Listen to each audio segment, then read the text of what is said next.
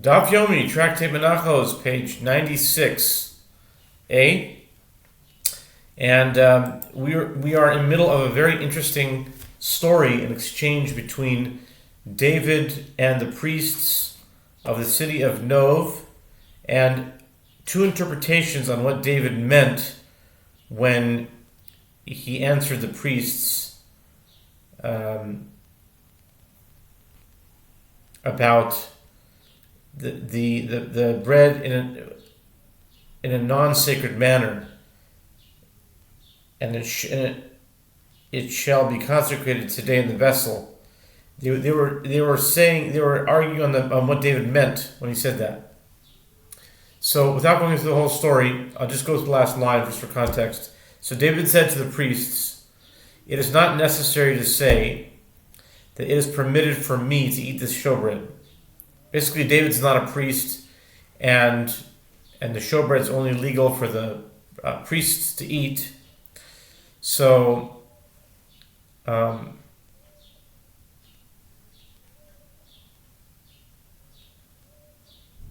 so David had some reason that he could eat it. He was hungry or something. He was deathly ill, or he needed it. Then we're going to find that out soon. But anyway. We're in the middle of the story, so if you want to see it, it's still too long for now to go over, but please see the previous daf and the videos, or you can just look inside yourself. Last line is, David said to the priest, "It is not necessary to say that it is permitted for me to eat this showbread, which has already been removed from the table. This is because the frankincense placed in the bowls that were on the table has been burned. Since the showbread has been removed from having the status of items to which the halachot of misuse of consecrated property apply, it is considered a non-sacred matter," meaning it is permitted to priests for consumption, but even the other showbread which shall be consecrated today in the vessel, meaning the showbread placed on the table today, you should give him, meaning you should give me to eat. Okay, that brings us to the top of 96a, our daily daf. So then you kind of get a feel for the story. Okay. All right. This is because he, meaning me, David, because I am David, dangerously ill, being utterly famished, and a non-priest may eat sacrificial food in a life-threatening situation, like I was saying before. And with regard to Rabbi Yehuda and Rabbi Shimon, their dispute does not stem from the interpretation of the verses. Rather, they disagree with regard to a tradition, as they had divergent traditions as to whether or not the oven consecrates the showbread. Dekenami diktani, Rabbi Shimon amer lo ilam, havi rogel lo imar, she'elech v'lechem ponim, the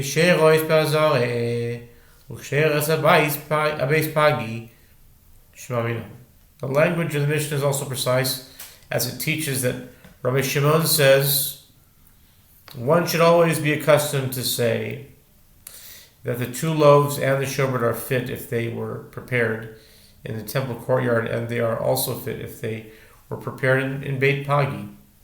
The term "one should always be accustomed to say" indicates that Rabbi Shimon's opinion is based on an oral tradition and not on the interpretation of a verse. The Gemara concludes, one may conclude from the Mishnah that this is the case. That's the Talmud, now new Mishnah. Zog the Mishnah, Chaviti Kohen Gadol, Yeshason Be'arichason, Yafyason Bifnim, V'daichos es Shabbos, Techinoson, Be'harkadoson, Einon doichos es Shabbos. Klal, Amar Rabbi Akiva, Kol Melacha she'efshar asos me'erev Shabbos. Einon doichos es Shabbos, v'she'efshar lo asos me'erev Shabbos, doichos es Shabbos. The Mishnah says, with regard to the 12 loaves of the high priest's griddle cake offering, which 6 are offered in the morning and 6 in the evening, their kneading, the forming of their loaves, and their baking take place inside the temple courtyard, and all types of labor involved in those actions override Shabbat. These labors cannot be performed prior to Shabbat, as once the loaves are consecrated in a service vessel, they are disqualified if they are left overnight. Grinding their flour and sifting their flour do not override Shabbat. Rabbi Akiva stated a principle: any labor that can be performed on Shabbat Eve does not override Shabbat, but one that cannot be performed on Shabbat overrides Shabbat. כל המנחות יש בהן מעשה כלי בפנים, ואין בהן מעשה כלי בחוץ. All preparatory procedures of the meal offerings that take place inside the temple courtyard, for example, kneading and forming the high priest's griddle cakes, involve the use of the service vessel that consecrates the offerings. But any preparatory procedures that take place outside the temple courtyard, for example, kneading and forming the 2 loaves and the showbread, do not involve the use of a service vessel. שתי לחם אורכה, 7 טפחים, ו4 טפחים, מקרצי 4 אצבעויס, ולחם הפונים, אורכו 10 טפחים, ורחבו 5 טפחים, וקרנותיו 7 אצבעות.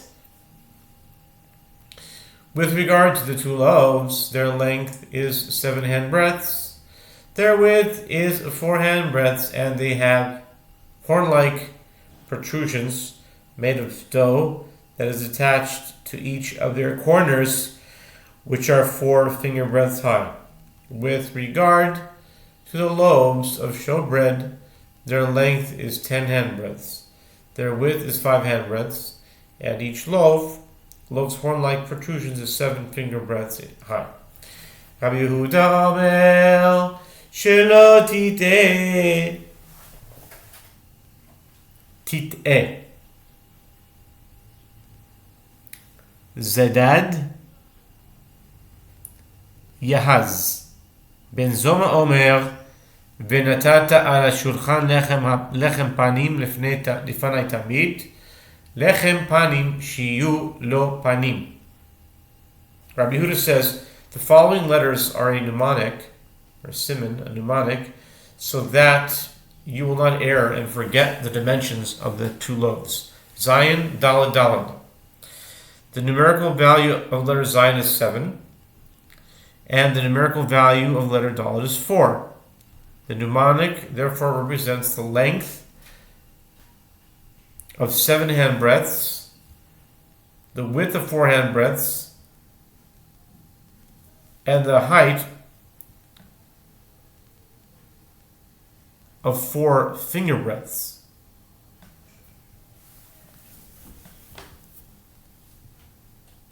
Zadad Yahaz. Zadad is 7 tvachim long. This is interesting. 4 tvachim wide, and 4 finger breadths. I'm not sure how you call that in Hebrew. Finger breadths high, respectively. The following letters are mnemonic for the dimensions of the showbread: Yud, Hey, Zayin, which stand for the length of 10 handbreadths, the width of 5 handbreadths. Stand for the length of 10 handbreadths. Okay, this is for the showbread. So what's okay? 2 loaves. Shtei halechem is Zadad, and the lechem apanim is the showbread. Okay, Yod Hey Zayin. So basically, it's 10, 5, 7. 10 handbreadths is the length, the width is 5, and the height is 7 finger breadths.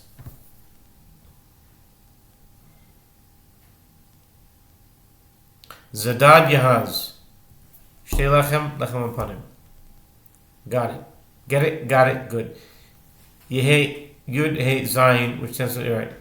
Respectively, Ben Zoma says that it is written, "You shall set upon the table showbread lechem panim before me always." Exodus 25:30.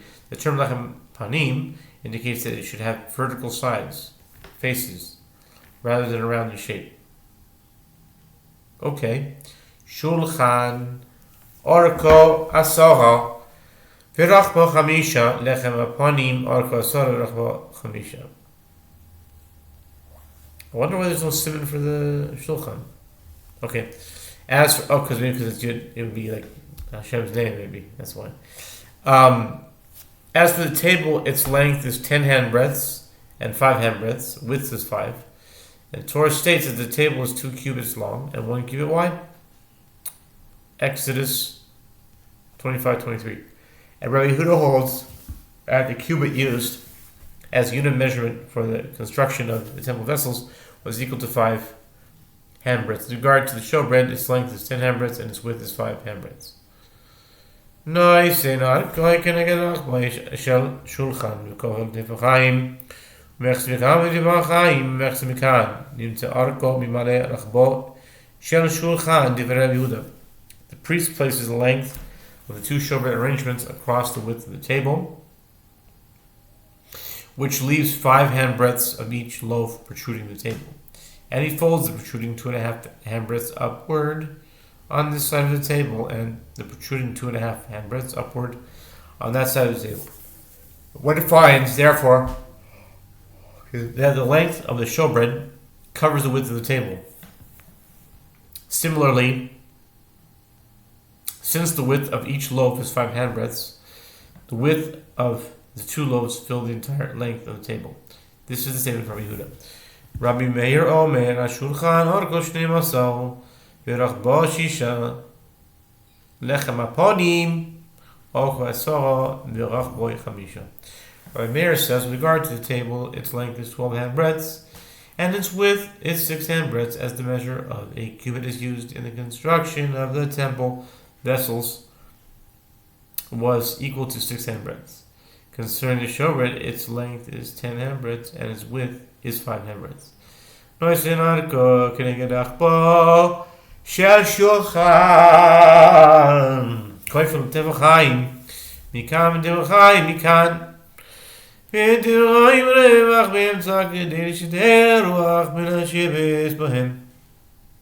Rabbi Meir continues. The priest placed the length of the showbread across the width of the table, which leaves 4 handbreadths of each loaf protruding from the table. He folds the protruding 2 handbreadths upward on this side of the table, and the protruding 2 handbreadths upward on that side of the table. The width of the 2 arrangements of showbread occupies only 10 of the 12 handbreadths of the length of the table, and this leaves a space of 2 handbreadths in the middle between the 2 arrangements, so that the wind will blow between them and prevent the loaves from becoming moldy.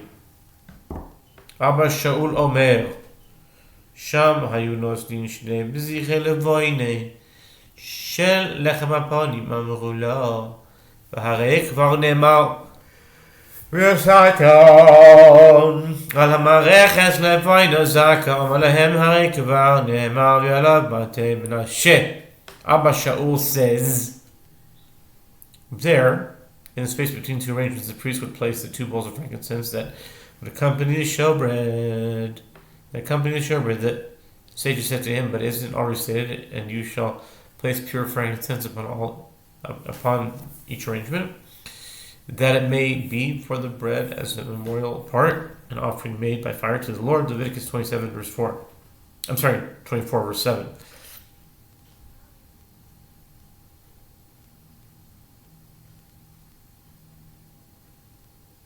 The verse indicates that frankincense is placed upon the showbread and not next to it. Abba Shaul said to the sages in response, isn't it already stated, and next to him shall be the tribe of Menachot, Numbers 2:20, just as the prophet position Allah in this verse means that the tribe of Menachot pitched camp next to the tribe of Ephraim and not upon it. So too the preposition all means that the frankincense was placed next to the arrangements of the showbread. Yarba'a Senifin Shel Zahav Hayusham Mefutsalin Merashim Shel Sabchin Vahem Shlim Seder זה ושלם סדר זה, ו28 כהנים כחצי כהני. חלול 14 לסדר זה, ו14 לסדר זה. The Mishnah continues to describe the showbread table. And there were 4 panels of gold there, which stood on the ground and rose above the height of the table, and they split up at their upper ends above the table, so that the rods upon which the showbread was placed could rest upon the panels. In this manner, the panels would support the showbread. There were 2 panels for this arrangement and 2 panels for that arrangement, and there were 28 rods, each of which was shaped like half a hollow reed. And there were 14 rods for this arrangement and 14 rods for that arrangement. Lo sidu.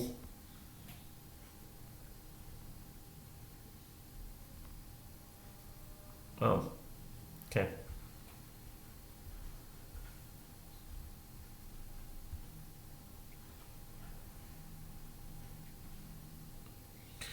Seder ze. Lo sidu. Kani velo nitalasum derech Shabbos.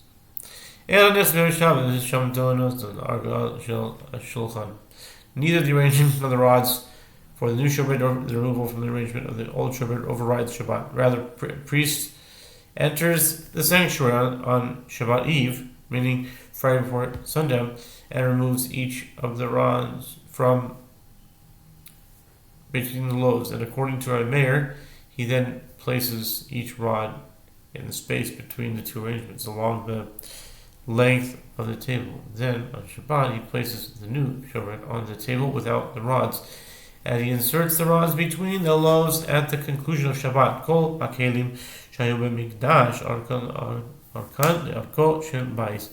The Mishnah concludes all the vessels that were in the temple, including the table, were placed so that their length was from the east to west along the length of the table. That's the Mishnah, and now for the Talmud. Zog the Gemara. Just one moment, please. Zog the Gemara. כל המנחos יש בהם מעשה כלי בפנים. שאלו את רבי, זו מניין? אמר להם, הרי הוא האמר, ויאמר אלי זה המקום אשר יבשלו שם הכהנים. עשר חטאת ועשר שם. אשר יופו את המנחה לבלתי, והוציא את החוצר החיצונה. The Mishnah teaches that all preparatory procedures of the meal offerings that take place inside the temple courtyard involve the use of a service vessel that consecrates the offerings. The sages asked Rabbi Yehuda Hanasi, from where is this halacha derived? Rabbi Yehuda Hanasi said to them, doesn't the verse state, and he said to me, this is the place where the priests shall cook the guilt offering and the sin offering, where they shall bake the meal offering, that they do not bring them out to the outer courtyard to sanctify the people. Ezekiel 46:20. Cooking the meat of the guilt offering and the sin offering requires the use of a vessel, and the verse indicates that this must be performed inside the temple courtyard, as the meat may not be brought to the outer courtyard. Mincha dumiyad yosham nechatos ma'asham nechatos tunin kli af mincha nami tunin kli. Yehuda Hanasi explains, the verse compares the meal offering to the guilt offering and the sin offering, indicating that the halacha of the meal offering is similar to the halacha of the guilt offering and the sin offering, just as the guilt offering and the sin offering require the use of a service vessel in order to cook the sacrificial meat, and this is performed inside the temple courtyard. So too, the meal offering also requires a service vessel for its preparation, which is performed inside the temple courtyard. Shulchan or Kasaro, the Mishnah cites the opinion of Yehuda As for the table, its length is 10 handbreadths, and its width 5 handbreadths. 5 handbreadths of each loaf of the showbread, each of which is bent upward, protrude from the table, 2.5 handbreadths on each side. Rabbi Meir holds that the width of the table is 6 handbreadths. Therefore, only 4 handbreadths of each loaf protrude from the table, and 2 handbreadths are bent upward on each side. Amar Rabbi Yochanan ledivrei hoimer tefachayim umechza koifel nimtza shulchan mikadesh 15 tefachim lemala ledivrei haomer tefachayim kofel nimtza shulchan mikadesh 12 tefachim lemala. Rabbi Yochanan says, according to the statement of the one who says that one folds up 2.5 handbreadths from each side of the loaves, it emerges that the table consecrates 15 handbreadths above it, as there were 6 loaves on each side of the table, which were each 2.5 handbreadths high. And according to the statement of the one who says that one folds up 2 handbreadths from each side of the loaves, it emerges that the table consecrates 12 handbreadths above it. The Gemara asks, but aren't there rods between the loaves? The total height of the arrangement should therefore be more than 15 handbreadths according to Rabbi Yehuda, and more than 12 handbreadths according to Rabbi Meir. The Gemara answers that the rods did not add to the height of the arrangement, as the loaves were shaped with indentations, so that the rods were embedded in them. I'm not sure how that works out, but whatever. I'm sure they are saying something reasonable.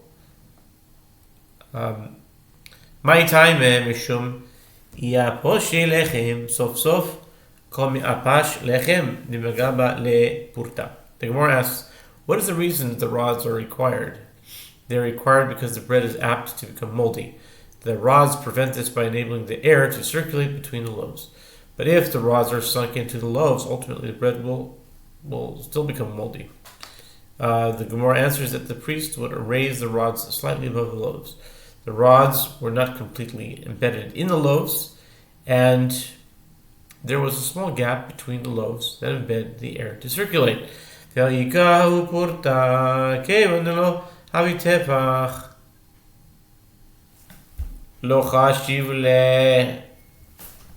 Gemara asks, but if so, isn't there that slight gap between each of the 6 loaves, causing the total height of each arrangement to be more than 15 or 12 handbreadths?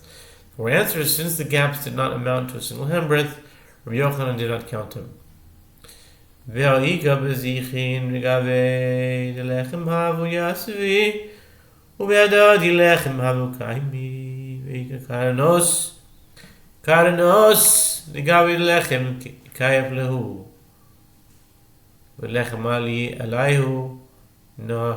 Gemara asks, but aren't there also the bowls of frankincense that are placed above the arrangements, according to the total height of the items consecrated by the table? The Gemara answers, the bowls of frankincense would rest inside the middle of the bread, and consequently their height corresponded with that of the bread. The Gemara asks, but aren't there horn-like protrusions of the showbread, which are 7 finger breadths in height? These protrusions should be added to the total height of the arrangements. The Gemara answers, with regard to the protrusions, the priest would fold them into the bread, and the loaf of bread above rested upon them. The protrusions, therefore, did not increase the height of the arrangements. Okay? Alright, we'll stop here.